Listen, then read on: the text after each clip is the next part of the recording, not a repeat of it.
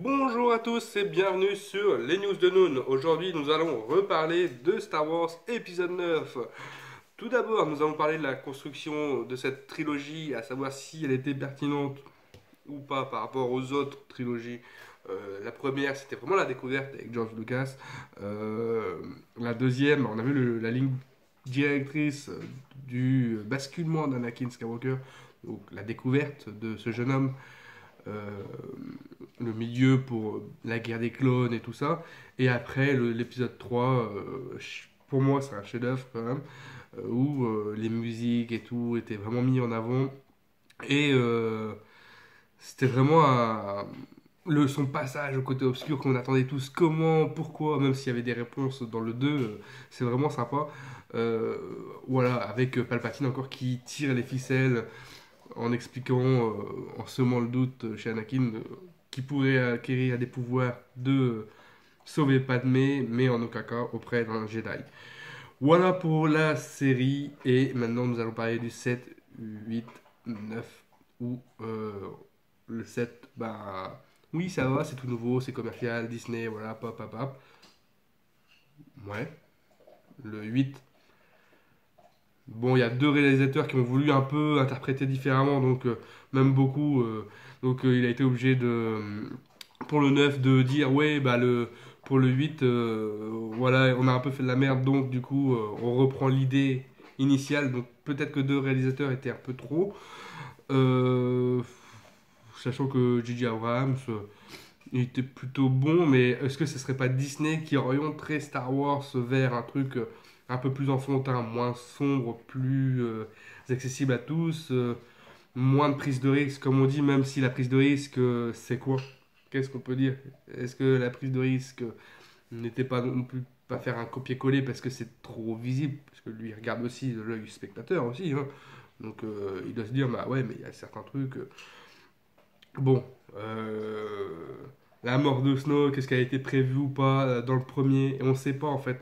On croit qu'ils construisent les films un à un. Ils auront les dates de sortie avant d'avoir leur scénario. J'ai l'impression donc ils doivent faire du, c'est du business. Donc à ce niveau-là, c'est difficile. Et c'est vrai que ça nous donne une trilogie. En fait, tout reposait sur le 9, même si la trilogie, la prélogie, le un 2 3 était voilà. Bon, le 2 il expliquait les prémices de la guerre des clones. Et le 3 bah, c'est celui qui explique vraiment tout. C'est celui qui donne toute l'importance à cette trilogie-là. Pareil pour la, la première trilogie où, bah oui, voilà, Darth Vader au final rebascule du bon côté. Donc le retour du Jedi, Anakin, au final, il revient bien pour sauver euh, son fils. Et là, bah on voit une facilité quand même d'écriture où on voit Kylo Ren qui rebascule. Bon, après, Kylo Ren, vraiment le personnage le mieux, je pense, de cette trilogie. Adam Driver l'interprète vachement bien. C'est vraiment un très bon acteur, hein. Mais, mais voilà, on sent un jeune homme perturbé qui tue son père, mais il sait pas trop. Il dit quand même que l'attrait de la lumière est forte et présente en lui. Et il tue son père pour essayer de basculer dans le mal, mais il voit qu'il a un peu de mal à, à rester du côté obscur et que bah, quand Rey lui tend la main, après, il, il hésite pas, il voit un peu, enfin, il voit son père en souvenir, en gosse, rappelant la scène qu'il avait eue avant de le tuer au final. Et on le voit avec son sabre d'ailleurs se dire ah, est-ce que je fais la même chose, est-ce que je mais je peux pas, je sais ce que je dois faire. Et ça aurait été bien que ça soit Anakin, justement Anakin Skywalker, qui lui dise bah écoute Coco, moi j'ai fait l'erreur, je suis revenu bien. Et du coup ça donnait l'importance au Rise of Skywalker, l'ascension de Skywalker, vu que c'était le dernier Skywalker. Maintenant, voilà, il rebascule du bon côté, un peu vite selon moi dans le film, même si les basculements toute l'histoire de Star Wars soit assez rapide. Au final, c'est un élément déclencheur.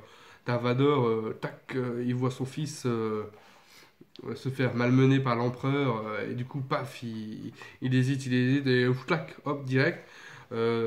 Autant du bon côté, enfin du mauvais côté, Anakin voit l'empereur, pitié, pitié, et c'est justement là où je voulais en venir aussi avec Palpatine, c'est qu'il est très, très, très intelligent, et pour moi, c'est ultra volontaire ce qu'il a fait, et peut-être que la conclusion de ce Star Wars n'est pas la bonne. On va dire, il y a une fin cachée, interprétée. Je vais vous expliquer ça après. Et du coup, voilà, il y a les basculements sont un peu rapides, mais au final, son sacrifice ultime, tout, c'était la fin des Skywalker, et il s'est sacrifié pour sauver Rey, où on voit des liens, où on dit que c'est des liens qui sont plus forts que nature, qui sont plus forts que tout, qui peuvent se toucher, se voir, passer dans l'autre dimension, même s'ils sont à des planètes de distance, ce qui n'a jamais été fait dans Star Wars. À un moment donné, on nous tease un peu le soin régénératrice de Rey qui soigne un serpent. Waouh! Mais s'ils avaient pu faire ça à l'époque où Anakin était en feu, l'empereur même lui-même n'a pas pu faire ça. D'où ça vient? D'où ça vient cette capacité à... T'as un coup de sable dans le cœur, tout de suite, t'es guéri. On aurait pu sauver Vador. Anakin Skywalker aurait pu être sauvé du coup, à la fin. Euh, Plein de gens auraient pu être sauvés. D'où sortent ses pouvoirs? Même Palpatine lui-même, dans le 3, quand il voit Anakin en feu et démembré, voilà, il dit c'est chaud quoi. Et c'est étendu et il garde des séquelles sur son masque. Donc, à voir. Bon, on nous donne ça un peu pour faire genre, oui, il y a eu le combat Rey, Kylo Ren, il y a un vainqueur. Encore une fois, c'est Rey. Bon, c'est compréhensible parce que c'est une Palpatine, du coup, qui a des pouvoirs immenses, du coup, ça explique bien des choses. Mais encore une fois, il s'est encore torché, le pauvre Kylo. Voilà, et bon, après, ce pouvoir-là utilisé par le serpent, c'est une manière de dire, bah ouais, on a fait ça avant, donc du coup, c'est normal, on sauve Kylo Ren. C'était pour son sacrifice ultime, je pense aussi, pour pouvoir dire que lui, maintenant, tout d'un coup, il sait, parce que Rey est morte, on voit qu'elle est morte, qu'elle réagit plus, mais il arrive à la régénérer au prix de sa vie. Donc il obtient un pouvoir extrême, mais au prix extrême aussi. Après, c'est vrai que je trouve ça un peu bizarre, l'histoire de Palpatine. J'ai tout les Sith en moi. Et Rey, moi, j'ai tous les Jedi. Ouais. Et ouais, c'est un peu. C'est le truc un peu trop. Je sais même pas si, quand ils l'ont écrit, ils ont pas rigolé en disant ça va faire bien marrer tout le monde. Pas. Et voilà. Donc, ouais. Mais Palpatine a tout un. Alors, il faut savoir que Palpatine meurt plusieurs fois comme un con. Meurt plusieurs fois ou se fait amocher gravement comme un con. À chaque fois en utilisant des éclairs, il s'arrête plus. Quand il commence face à Mace Windu, et là il s'amoche un peu le visage. Mais je pense qu'il le fait dans des proportions un peu juste pour s'amocher un peu le visage, pour montrer je suis souffrant, Anakin aide-moi, bascule. Ouais, ce qui expliquerait que Anakin prenne cette décision et qu'il meurt pas, et après tu vois la rage, le pouvoir, je libère le pouvoir, et là Mace Windu complètement dans les choux. Et voilà. Deuxième fois, c'est quand il essaye de tuer Luke à la fin. Oui, il lui balance ses éclairs et il s'arrête pas parce que Vador le soulève. Mais l'autre est toujours avec ses éclairs comme ça. Genre, il peut plus s'arrêter. Ah, il est en mode bug. Ok, d'accord. Bon, ouais. Et là, contre Rey, il fait la même connerie. Est-ce que ce serait pas une façon d'obtenir ce qu'il voulait? Il voulait bien mourir de la main de Rey. Et on le voit avant utiliser ses super éclairs sur la flotte galactique. sur la flotte rebelle. Ou eh, la moitié aurait tué Rey en un coup. Avant qu'elle puisse mettre ses sabres, il n'y a plus de salle, il n'y a plus rien. Alors, je pense que il l'a fait dans des proportions, voilà, pour ne pas pouvoir prendre le dessus, mais se tuer. Parce que le but du jeu, c'était de se tuer. Pour pouvoir être en Rey. Au final, il a obtenu ce qu'il voulait.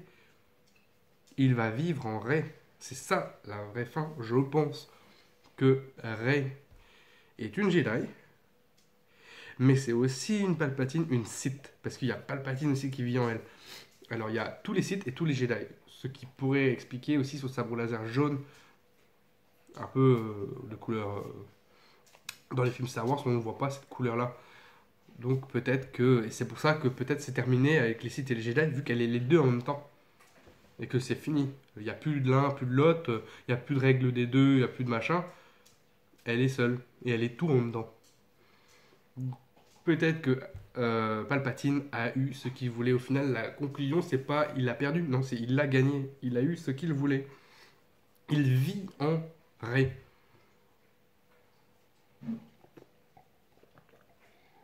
Et c'est peut-être ça la conclusion.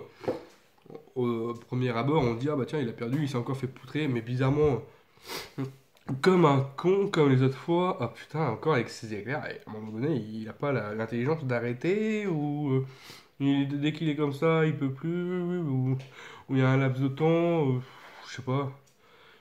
Bon, mais je pense que c'est ce qu'il voulait vraiment, il voulait mourir pour pouvoir être en Rey.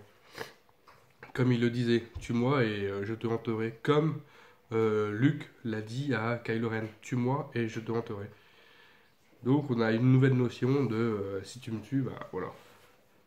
Donc voilà, et le sacrifice de Kylo Ren, à la fin, c'est vrai que soit j'aurais bien aimé qu'il meure, comme ça, avec sa chute, avec l'empereur, voilà, ou héroïque, ça fait un peu trop, avec le baiser et tout, ça fait, ouais. Parce qu'on voyait au départ un film qui, je sais pas trop, où, où on sait pas trop vers qui elle voulait aller, mais elle voulait aller on sait pas. Et Kylo Ren, c'était limite un lien plus frère et sœur qu'un lien amoureux en fait. Jamais on nous a dit oui, il y a la romance, il y a le machin, il y a la compassion, de l'envie de suivre l'idée, mais que au final le côté obscur ou le bon côté, ça se faisait barrage. Un peu comme droite et gauche en politique. Ah ouais, là, t'es droite, ah bah voilà toi. Euh, c'est voilà, c'est assez politique quand même, hein. Côté obscur, côté lumineux, parce qu'il n'y a pas forcément de bon côté. Ce qui explique qu'il y a le côté du milieu maintenant. Et oui. Et il n'y a plus de Jedi, plus de Sith. Donc on va voir comment ça va se passer. Est-ce que c'est... Il y a beaucoup de non-dits aussi, quoi. Parce que quand on voit la flotte que Palpatine a, on utilise le retour de Palpatine dans le début, dans le message d'inscription du départ. Première phrase, je crois que c'est les morts parlent. Peut-être un retour de Palpatine, je sais plus trop qu'est-ce qui est dit. Mais c'est vrai qu'ils auraient pu nous le faire dans le 8, nous faire un retour de Palpatine un peu crescendo, quoi, qu'on le sente arriver. Ils auraient pu le faire dans un film que dans un texte au départ. Oui, bon, bah ouais, ça vient comme un peu comme un cheveu sur la soupe et bah voilà, on savait pas trop quoi faire, mais il fallait faire un méchant parce que maintenant Snoke est mort. Ah oui, Snoke en fait c'est un clone. Ah bon, ouais, un clone qui avait un peu sa part, sa personnalité, mais bon, on nous l'a un peu, voilà, c'était pour expliquer vite fait que Snoke, voilà, était puissant et que c'était un clone de Palpatine. Bon, il y a beaucoup de mystères, l'armée, voilà, avec tous ces canons, tous ces machins. euh, et encore une fois, les grands perdants, c'est l'Empire, alors que l'Empire devrait avoir le dessus. Ah mais non, on est sur les chevaux moutes. Eh non, vous pouvez pas nous niquer avec les détecteurs de vaisseaux, je crois, je sais pas trop ce qu'ils voulaient faire. Ah non, c'est des chasseurs, ah, ils vont se faire avoir. En gros, ils avaient prévu le coup. Ah non, ils sont sur les chevaux moutes. Ah bah on peut pas. Ah non, des chevaux moutes. Ah ouais, d'où un chevaux moute, c'est plus puissant. Mhm, ouais. Mais bon, après, bon, les personnages sont vraiment sympas. Après, euh, voilà. Bon, je vais rester là sur cette vidéo-là. Il y en aura sûrement d'autres. Mais c'est vrai qu'il y a beaucoup de non-dits, beaucoup de petits cristals là, côté obscur. On vient nous dire oui, il n'y en a que deux et tout. On n'a jamais su. Bizarrement, il y a un mec de la résistance. Oui, oui, les Sith, on connaît. Oui, oui, on sait qu'ils pouvaient se cloner. Palpatine, ils ont machin. Alors qu'au départ de Star Wars épisode 7, les Jedi, c'était une légende. Personne ne connaissait trop. C'était un mystère. C'était. On sait pas. Par contre, les Sith, ils connaissent. Et oui, les Sith, ils connaissent. Alors, l'Empire. Et puis, il y a beaucoup de scènes copier-coller. Genre, Kylo Ren dans le bureau, avec tous les généraux et tout de l'armée de l'Empire. Comme Darth Vader aurait fait quand il se moquait un peu de ses pouvoirs de magicien, machin, ce tour de passe-passe, où il étrangle un de ses lieutenants, ou je sais pas trop. D'accord. Et là, il envoie Kylo Ren, là, il fait la même scène quasiment, et il envoie complètement valdinguer, ça me faisait marrer. Il y a beaucoup de rappels sur plusieurs scènes comme ça aux autres épisodes, et c'est vrai que c'est bon, c'est des petits clins d'œil sympathiques. C'est vrai qu'on aurait aimé qu'il se détache vraiment plus. Après, la prise de risque, c'est quoi? Est-ce qu'on peut juger par contre, ouais, c'est vrai qu'il n'y a pas de musique emblématique vraiment dans Star Wars. Le 3, il y avait le duel, la musique du duel entre Anakin et Obi-Wan. On se disait, ah punaise, s'ils commencent à remettre des musiques, genre à la Vador et tout, on aura peut-être une musique duel. Ah non, toujours pas. Ou pas de musique emblématique sur cette série. C'est cette trilogie. On n'en a pas eu. Bon, après, ça a été beaucoup de reprises et tout, mais pas qui se démarque du lot. Avec le recul, je me dis, cette trilogie, qu'est-ce que je vais en tirer comme conclusion? Quelle image marquante? Parce que sur la première, bon, il y a pas mal. Sur l'épisode 1, 2, 3, il y a beaucoup la guerre des clones, le Dark Maul avec l'Organix et la bataille Obi-Wan, le basculement d'Anakin Skywalker. Là, sur cette trilogie, il y aura quoi Bah, pas grand-chose en fait. Parce que Kylo Ren, et encore, il y a. Parce que Kylo Ren, c'est vraiment un personnage bien joué, donc voilà, on va le retenir, mais hormis lui, et de scènes marquantes, il n'y a pas vraiment. On n'a pas eu le duel de ouf, même si les coups étaient pour tuer après entre Rey et Kylo Ren. Mais c'était pas. Voilà, il manquait une musique. Une musique sur ce truc-là, une bonne musique qui donne des frissons. On va faire un duel épique. Euh, la bataille spatiale, c'était un peu trop copier-coller. Une bataille spatiale n'est pas forcément épique. En plus, c'est toujours la même chose. Les gentils arrivent, ils se font un peu dégommer, et à la fin, oui, mais non, on a réussi à trouver la solution, paf, voilà. On a l'impression d'arriver sur un épisode de Doctor House où face à une maladie, on n'a pas de solution, on essaie un truc, ah mince, on s'est poutré la gueule, et puis, ah mais non, t'inquiète, j'ai trouvé la solution d'un seul coup, c'est ça. Et la personne guérit. Voilà. On a l'impression d'être un peu dans un Doctor House, version science-fiction. Voilà, c'est tout pour cette vidéo. Bonne journée à vous.